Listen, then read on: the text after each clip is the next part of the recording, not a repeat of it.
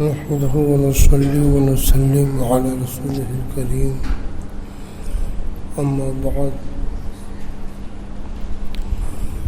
أعوذ بالله من الشيطان الرجيم بسم الله الرحمن الرحيم أطيعوا الله وأطيعوا الرسول وأولي الأمر منكم صدق الله العظيم نحن على ذلك من الشاهدين والشاكرين والحمد لله رب العالمين. درود شریف. اللهم صل على سيدنا ومولانا محمد معظم الجود والكرم وآلہ وبارک وسلم. آج محرم الحرام کی 10ویں تاریخ ہے.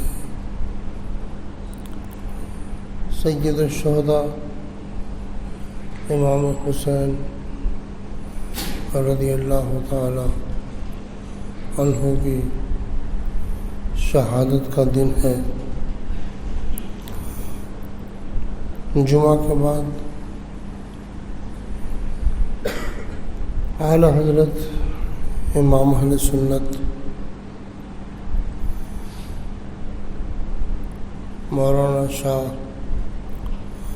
احمد رضا رضی اللہ تعالی عنہ کے چھوٹے بھائی علامہ حسن رضا خان علیہ رحمہ کی لکھی ہوئی کتاب سے شہادت کا تذکرہ کچھ آپ کو سنایا جائے گا. آپ تھوڑا سا وقت دیں گے. ذکر شہادت کرنے سے اور ذکر شہادت سننے سے بلائیں ٹلتی ہیں.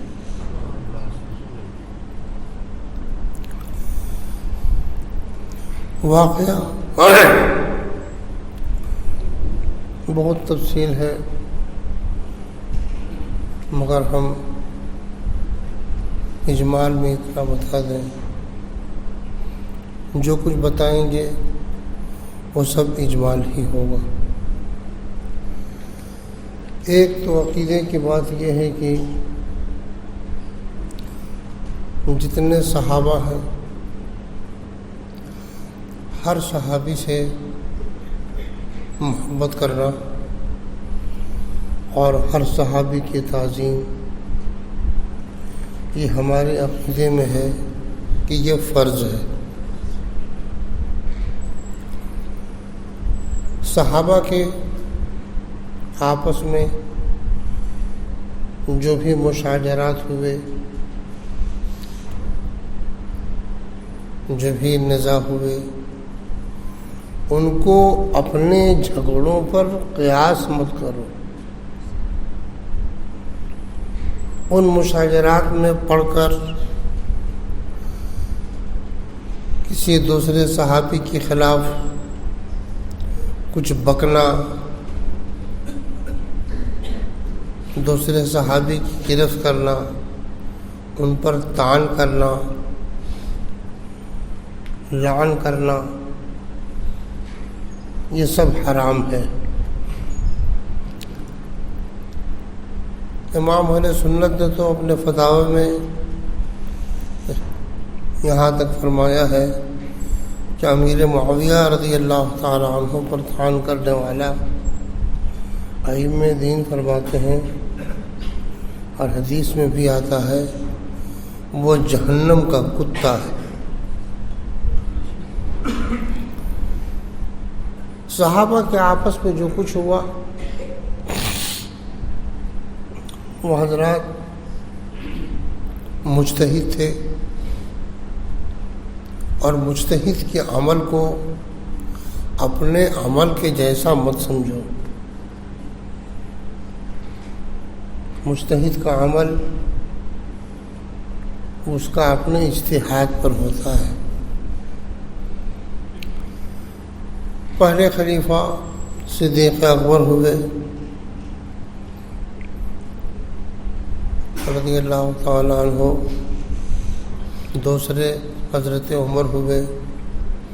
حضرت عمر رضی اللہ تعالیٰ عنہ کا جب آخری وقت آیا تو آپ نے 6 صحابہ میں خلافت کو منحصر کر دیا۔ وہ 6 صحابہ عشرہ مبشرہ میں ہیں، درجے کے اعتبار سے اعلیٰ صحابہ ہیں، بڑے اونچے پائے کے۔ حضرت علی، عثمان غنی، حضرت زبیر، حضرت طلحہ، سعد بن ابی وقاص، عبد الرحمن بن عوف، یہ 6 صحابی ہیں۔ حضرت عمر نے فرمایا ان 6 میں سے تم جس کو چاہو اپنا امیر منتخب کر لو۔ یہ آپ نے فرما دیا۔ اب واقعہ طویل ہے۔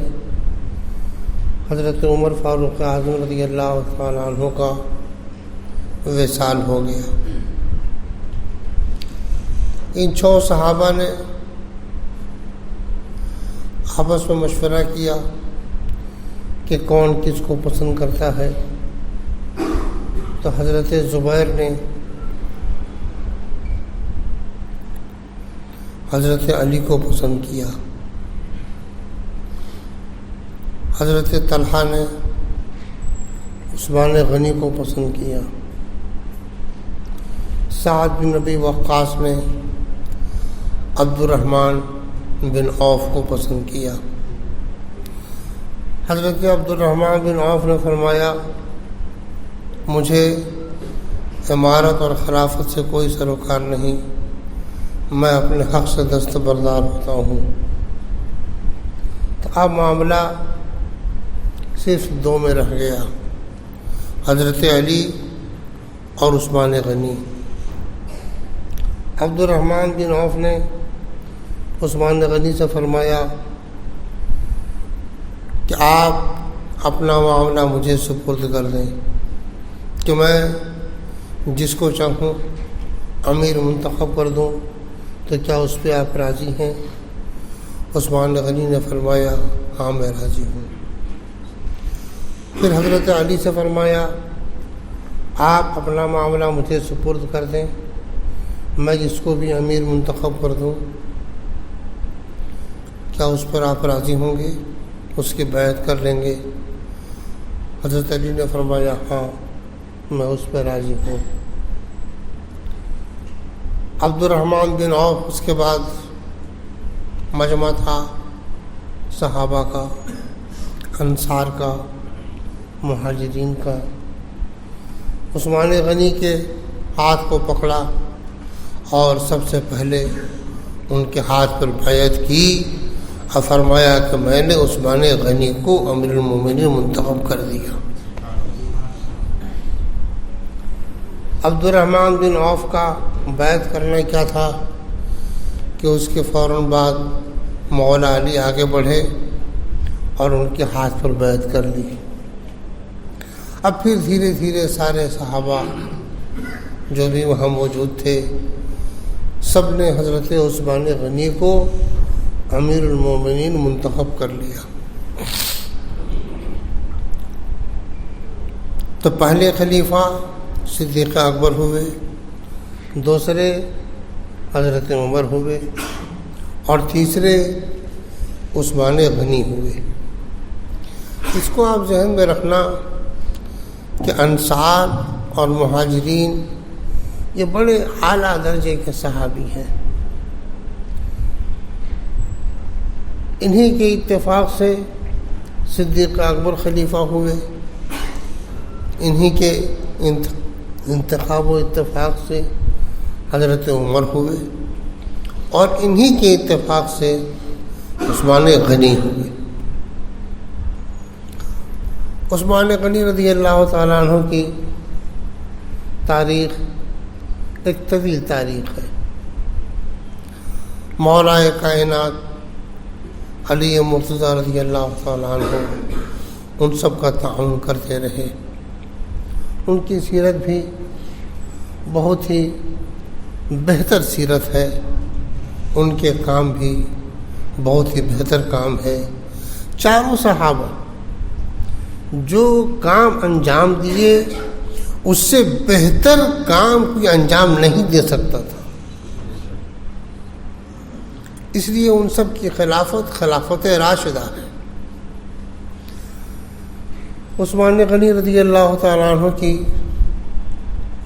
بھی شہادت ہوئی ہے، اس کا کچھ اجمالی واقعہ یوں ہے کہ بہت سے ایسے کچھ کام ہوئے جس سے لوگوں میں رنجش پیدا ہو گئی، حالانکہ وہ سب صحیح تھے، حق تھے۔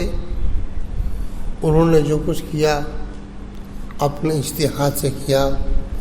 انہی میں سے ایک بات یہ تھی کہ حکم بن عاص اللہ کے پیارے محبوب صلی اللہ تعالی علیہ وسلم نے شہر بدر کر دیا تھا اس شخص کو۔ جب زمانہ آیا خلیفہ اول کا تو اس نے گزارش کی کہ ہم کو مدینے میں آنے کی اجازت دی جائے، انہوں نے اجازت نہیں دی، وہ مدینے سے باہر ہی رہا۔ زمانہ آیا حضرت عمر کا، ان سے درخواست کی، انہوں نے بھی اجازت نہیں دی، باہر ہی رہا۔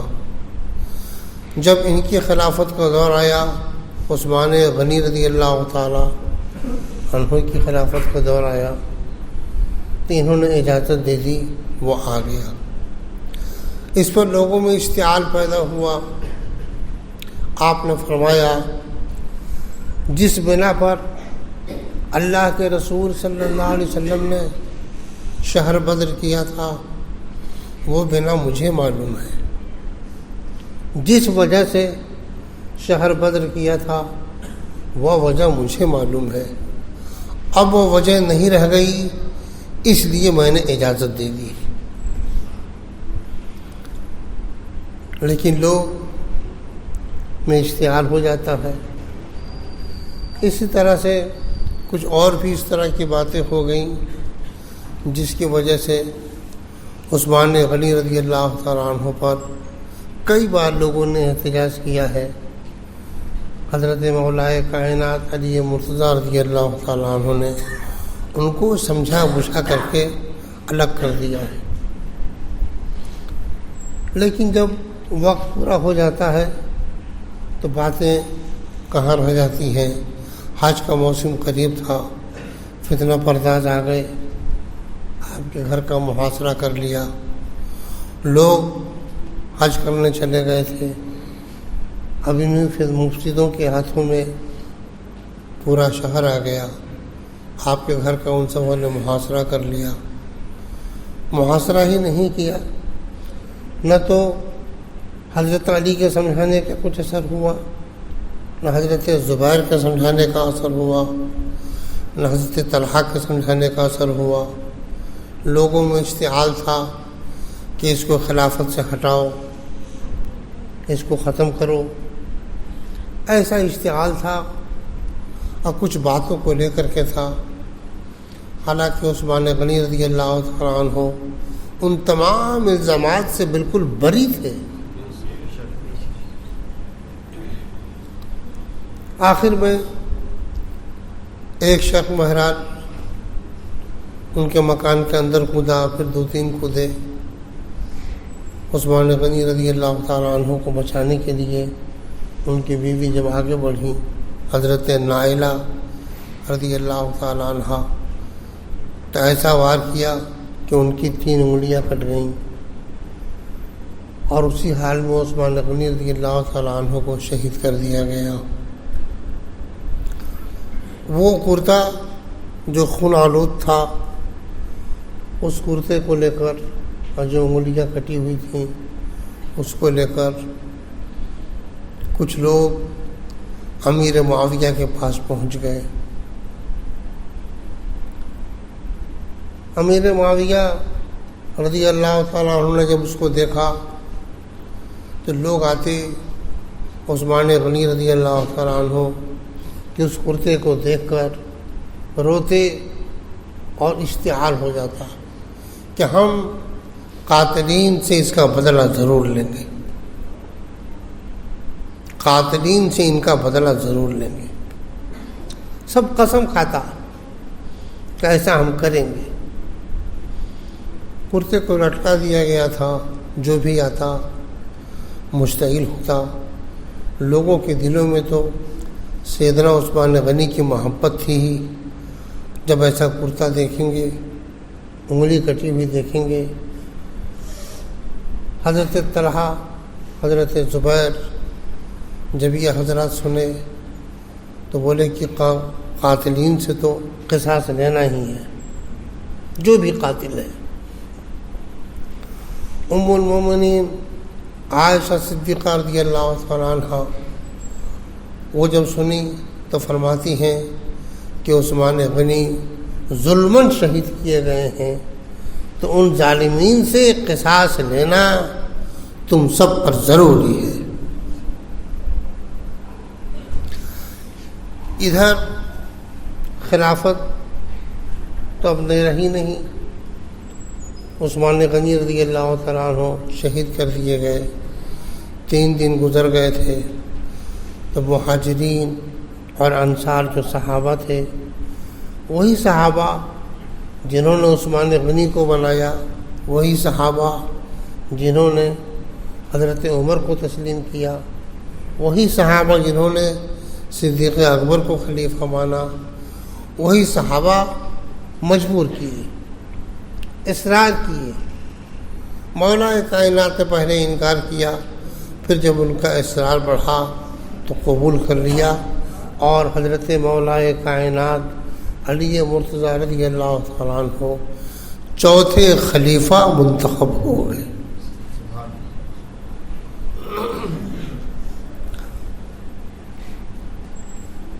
جب آپ خلیفہ ہو گئے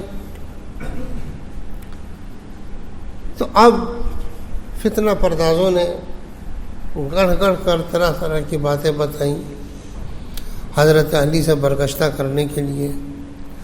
مولا کائنات علی مرتضیٰ رضی اللہ تعالیٰ عنہ نے ان عمال کو، ان گورنروں کو جنہیں عثمان غنی نے منتخب کیا تھا، ان کی بے اعتدالیاں ایسی تھیں کہ اسی کی وجہ سے لوگ سیدنا عثمان غنی سے کچھ بدن ہو گئے تھے۔ فتنہ پردازوں کو موقع ملا تھا فتنہ اٹھانے کا۔ حضرت مولا کائنات نے ان سب کو برطرف کر دیا۔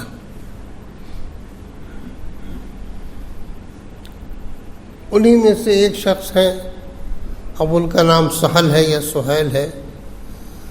مولا کائنات رضی اللہ تعالیٰ عنہ نے ان کو شام کا، جہاں کے حاکم امیر معاویہ تھے، گورنر امیر معاویہ تھے، تو امیر معاویہ کو معزول کر کے وہاں کا گورنر ان کو بنا کر کے بھیجا۔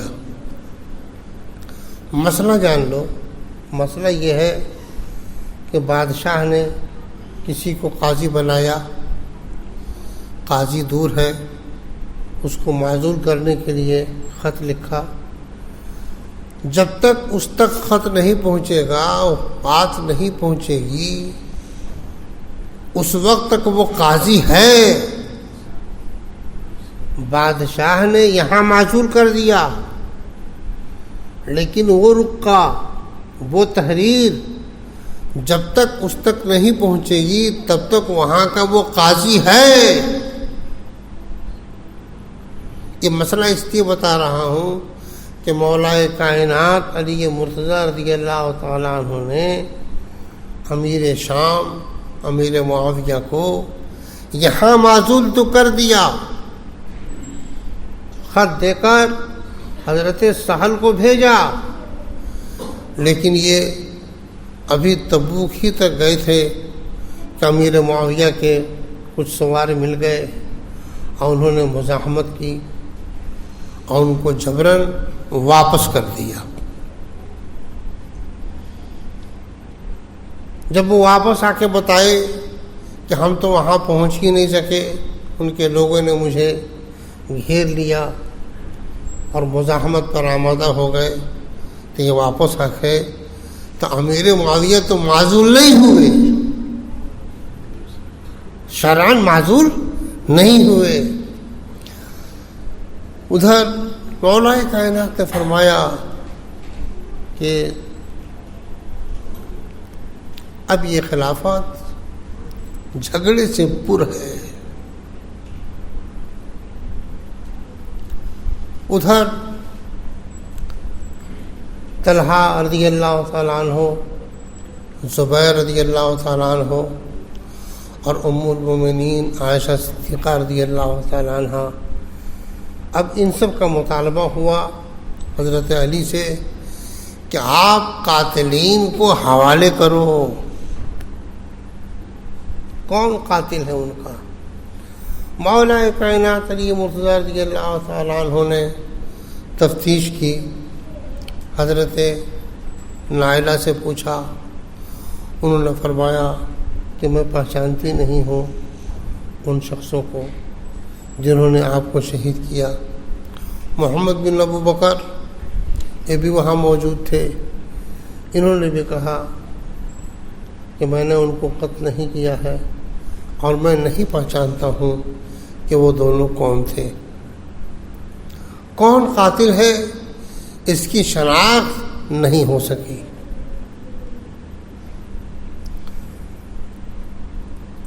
اب میں یہاں، آپ لوگ عام آدمی ہو، مسئلہ کیا بتاؤں، یوں سمجھو آپ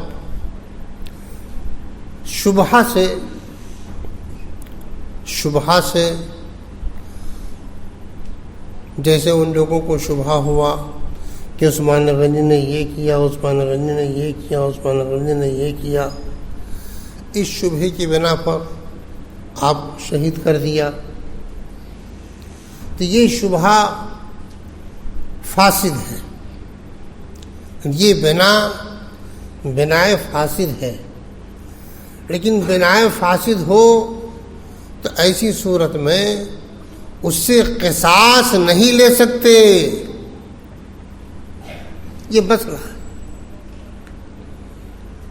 کسی شبہے کی بنا پر ایسا قتل وجود میں آیا تو قتل تو ظلمن ہوا،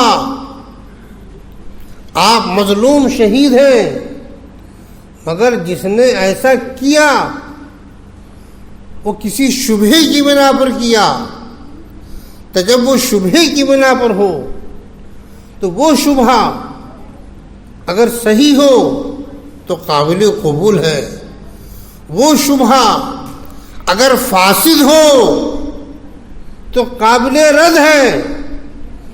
لیکن جس نے ایسا اقدام کیا اس سے بھی قصاص نہیں لے سکتے۔ یہ وہ علم ہے جس تک مولائے کائنات پہنچے ہوئے تھے۔ دلائل شرع ظاہر کے اعتبار سے تو یہ ثابت کرتے تھے کہ جن لوگوں نے بھی ظلماً ایسا کیا ہے قصاص میں ان کو قتل کیا جائے، جو بھی شریک ہوئے ان کو سزا دی جائے، یہ مسئلہ ہے۔ مگر امام علی رضی اللہ تعالیٰ عنہ امیر المومنین وہ تو علم کا مدینۃ العلم تھے۔ شبہہ فاسد میں یہ ہوتا ہے کہ اس نے قصداً ظلم کے اعتبار سے نہیں کیا بلکہ کسی شبہے سے کیا ہے، تو وہ شبہہ فاسد ہے، قابل رد ہے، مگر اس بنا پر اس سے قصاص نہیں لیا جائے گا۔ حضرت طلحہ، حضرت زبیر یہ سب مجتہد تھے، مجتہد صحابی تھے۔ ائمہ دین فرماتے ہیں انہوں نے جو کچھ کیا اپنے اجتہاد سے کیا۔ ہاں اس اجتہاد میں ان سے خطا ہے، لیکن وہ خطا اجتہادی ہے، لہذا ان پر بھی کوئی الزام نہیں آئے گا۔ ام المومنین عائشہ صدیقہ رضی اللہ تعالی عنہ اسی ظاہر دلائل کے اعتبار سے کہ عثمان غنی ظلماً شہید کیے گئے، مسلمانوں کا امیر ظلماً مارا گیا، قصاص لینا واجب ہے ہم سب پر، اور دلائل شرع واجب کرتے ہیں، اس وجوب پر عمل کرتے ہوئے ایک لشکر لے کر کے چل پڑی۔ راستے میں ایک مقام آیا، اب اس کو حوف بولتے ہیں، کوئی حواب بولتا ہے، کچھ کتوں نے بھونکنا شروع کیا، آپ نے فرمایا پالکی روک دو۔ لوگوں نے پوچھا کیا بات ہے؟ آپ نے فرمایا میرے آقا صلی اللہ تعالی علیہ وسلم نے فرمایا ہے میری ایک بیوی ناحق پر ہوگی تو اس پر حواب کے کتے بھونکیں گے۔ ایسا لگتا ہے کہ علی حق پر ہے، ہم ناحق پر ہیں۔ لوگوں نے قسمیں کھائیں کہ یہ وہ جگہ نہیں ہے، اور اللہ کے پیارے محبوب صلی اللہ علیہ وسلم نے آپ کا نام لے کے تو نہیں فرمایا ہے۔ بہرحال جو تقدیر میں تھا وہ تو ہوگا ہی، آگے چل پڑی۔ عین جنگ کے موقع پر حضرت زبیر یہ عشرہ مبشرہ میں ہیں، یہ زبیر وہی ہیں جب خلافت کا انتخاب ہو رہا تھا تو انہوں نے علی کو منتخب کیا تھا، لیکن یہاں شرع کی محبت میں ظاہر دلائل کے اعتبار سے مخالفت پر آ گئے تھے۔ مولا کائنات علی مرتضیٰ رضی اللہ تعالیٰ عنہ نے فرمایا زبیر یاد کرو اس دن کو جب ہم اور تم دونوں مسجد نبوی میں جمع تھے۔ میرے آقا صلی اللہ علیہ وسلم نے فرمایا زبیر کیا تم علی سے محبت کرتے ہو؟ تو تم نے کیا کہا تھا؟ کیوں نہیں، بے شک علی سے میں محبت کرتا ہوں، بہت محبت کرتا ہوں۔ تب میرے آقا نے فرمایا ایک وقت ایسا آئے گا کہ تمہاری تلوار ناحق علی پر اٹھی ہوگی، علی حق پر ہوگا۔ حضرت زبیر نے جیسے ہی یہ حدیث شریف سنی ان کو یاد آ گیا، اور بڑی پیاری بات فرمائی کہ وہ تلوار جو کسی قیمت پر نیام میں نہیں جاتی آج ارشاد رسول کے آگے ٹوٹ گئی۔ وہ جنگ سے الگ ہو گئے، ہٹنے لگے، کچھ دور گئے، حضرت طلحہ ملے، طلحہ کو بتایا کہ علی نے ایسی بات یاد دلا دی، میرے آقا صلی اللہ علیہ وسلم کا ارشاد کہ میں اب جنگ میں شریک نہیں ہو سکتا۔ حضرت طلحہ نے جب سنا تو وہ بھی ارادہ اپنا ترک کر دیے کہ نہیں ہم بھی اب علی سے جنگ نہیں کریں گے۔ کسی ظالم نے بجھا ہوا تیر حضرت طلحہ کو مار دیا، جو آپ کے پیروں میں لگا، زہر میں بجھا ہوا تھا، آپ اسی کے زخم سے شہید ہو گئے۔ حضرت زبیر نے اپنے بیٹے عبداللہ بن زبیر سے فرمایا، لیکن وہ نہیں مانے اور وہاں پہ رہے۔ بہرحال اخیر میں صلح ہو گئی۔ جنگ جمل میں باتوں میں اختلاف ہو گیا تھا، جنگ ہو گئی تھی، لیکن بعد میں صلح ہو گئی۔ بتانا ہم کو صرف یہ ہے کہ حضرت مولا کائنات علی مرتضیٰ رضی اللہ تعالیٰ عنہ نے جو کچھ کیا شرع کے دائرے میں کیا، وہ حق پر ہے، اور جو صحابہ سے آپ کی جنگ ہوئی ان صحابہ نے جو کچھ کیا اجتہاد سے کیا، وہ اپنے اجتہاد میں خطا کر گئے۔ دونوں ہماری آنکھوں کے سردار ہیں، دونوں ہمارے لیے نور ہیں، ان اختلافات میں ہم اہل سنت کو پڑھنے کی اجازت بالکل نہیں ہے، اور جو پڑھ کر کے کسی ایک کو برا جانے اس پر وہ جہنم کا کتا ہے، اس کے لیے وعید ہے اور سخت وعید ہے۔ اس کے بعد ابھی تو یہ ختم ہوئی، امیر معاویہ رضی اللہ تعالیٰ عنہ وہ بھی عثمان غنی کے خون کا مطالبہ کر رہے تھے۔ ان کا کہنا یہ تھا کہ عثمان ہمارے قریبی ہیں۔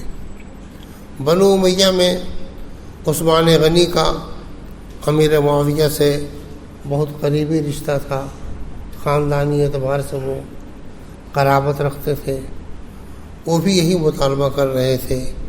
یہ سمجھنا کہ امیر معاویہ رضی اللہ تعالیٰ عنہ صحابی ہیں، اور یہ سمجھنا ہے کہ باغی تھے تو مولائے کائنات کے باغی نہیں تھے۔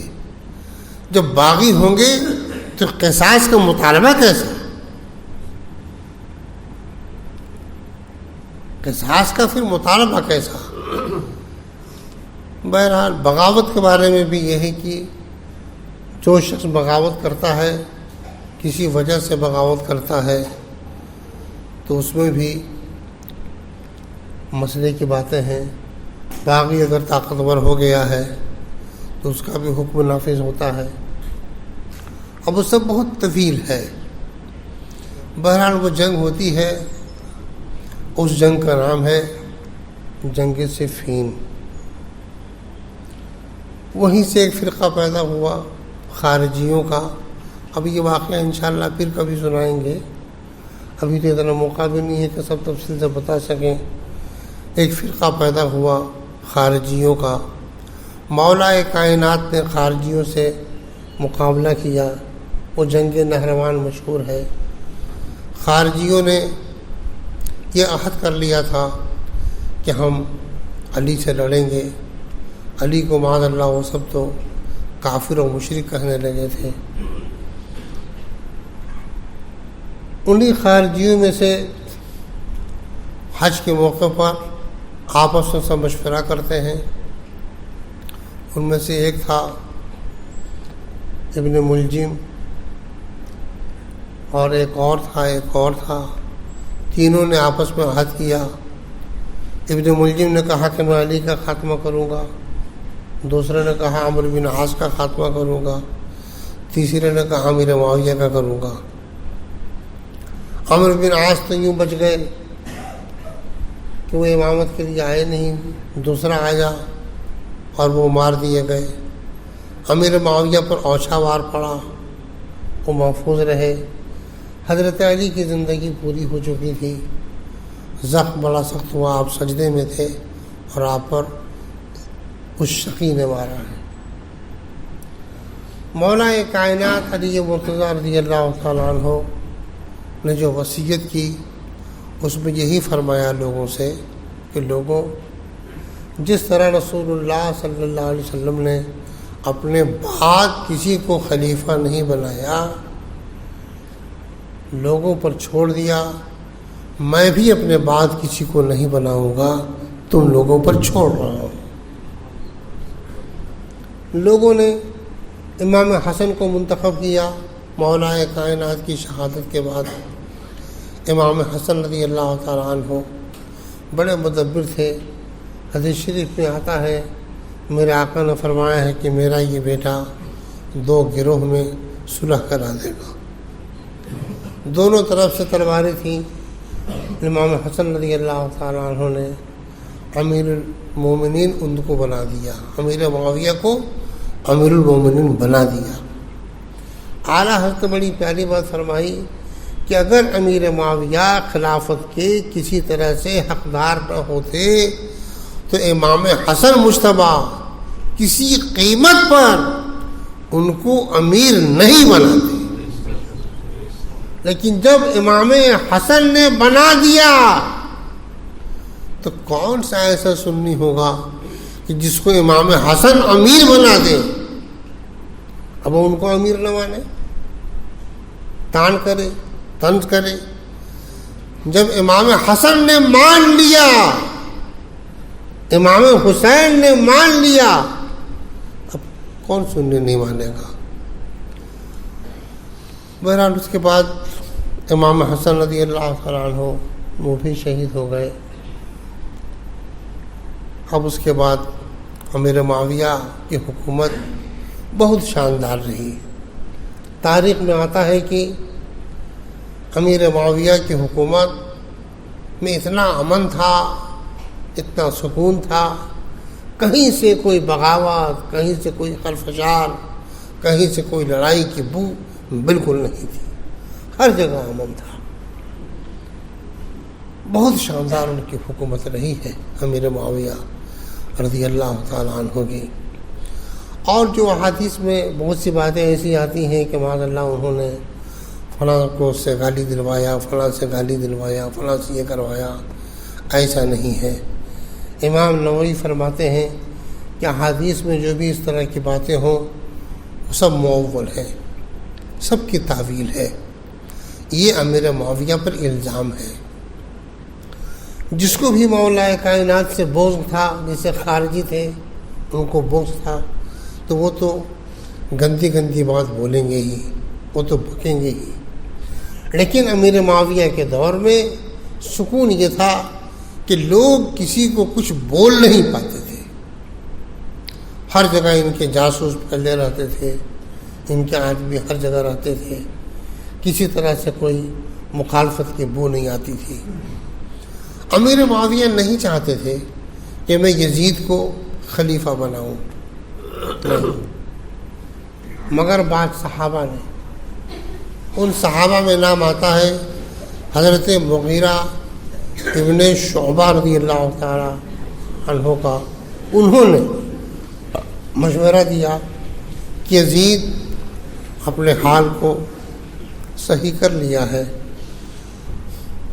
اس لیے آپ دیکھ چکے ہیں کہ امت میں کتنا انتشار رہا ہے، تو آپ خلیفہ اس کو بنا دیجئے تاکہ امت میں انتشار و اختلاف نہ ہو. تب امیر معاویہ نے یزید کی بیعت لینی شروع کر دی. اور لوگ تو بیعت کر لیے، مگر امام حسین، عبداللہ بن عمر، عبداللہ بن زبیر، عبد الرحمن بن عوف، ان 4 صحابہ نے بیعت نہیں کی.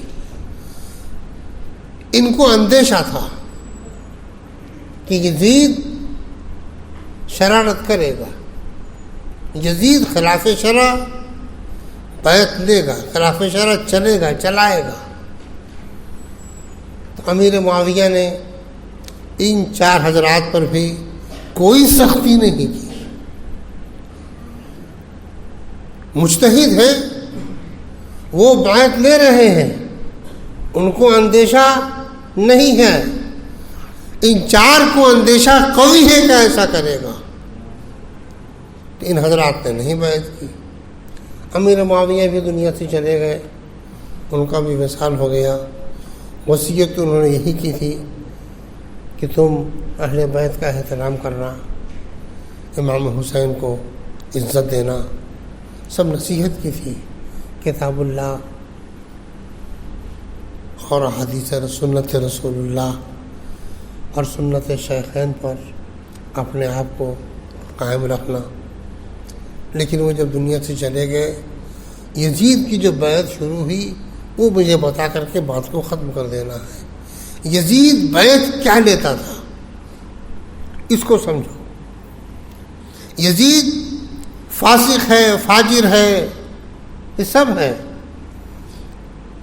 وہ بیعت لیتا تھا، لکھا اس کو امام اہل سنت اعلیٰ حضرت نے فتاوی رضویہ جلد 12 میں 12 میں لکھا ہے کہ اس کی بیعت کیا تھی. وہ اس طرح سے بیعت لیتا تھا کہ کہو کہ میں یزید کا غلام ہوں، وہ چاہے تو مجھ کو بیچ دے، چاہے تو آزاد رکھے. وہ فسق و فجور پر بیعت لیتا، حرام پر بیعت لیتا کہ میں یزید کا غلام ہوں، اس پر بیعت کرو، وہ چاہے تو آزاد کرے اور وہ چاہے تو بیچ دے۔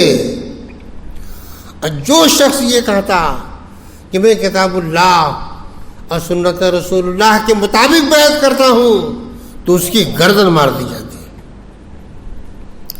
یہ بیعت حرام ہے، سخت حرام ہے۔ اب رہا امیر معاویہ نے یہ بیعت نہیں لی تھی، انہوں نے کتاب اللہ، سنت رسول اللہ، سنت شیخین کے مطابق عمل کرنے کی بیعت لی۔ لیکن یزید جب حکمراں ہوا تو اس کی بیعت کیا تھی کہ میں یزید کا غلام ہوں، یہ تم کو اقرار کرنا پڑے گا۔ اب وہ چاہے تو بیچ دے اور چاہے تو آزاد کر دے، اور جو کہتا کہ میں کتاب اللہ اور سنت رسول اللہ کے مطابق بیعت کرتا ہوں اس کی گردن مار دی جاتی۔